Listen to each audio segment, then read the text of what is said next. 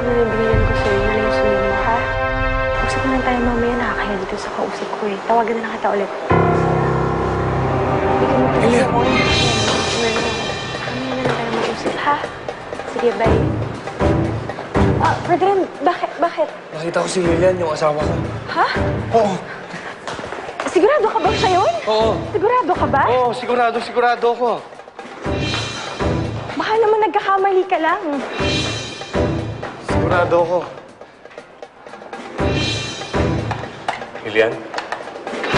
Lilian.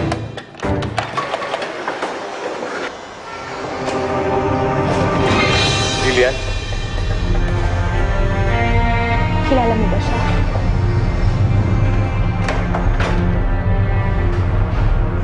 Nurse, pakidala na siya sa kwarto. Salamat.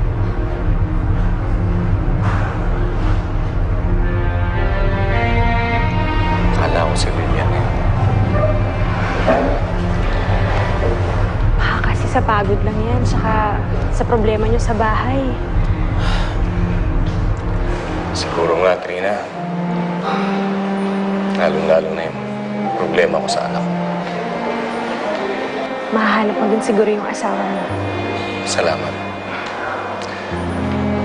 Salamat din sa pagdamay mo sa akin.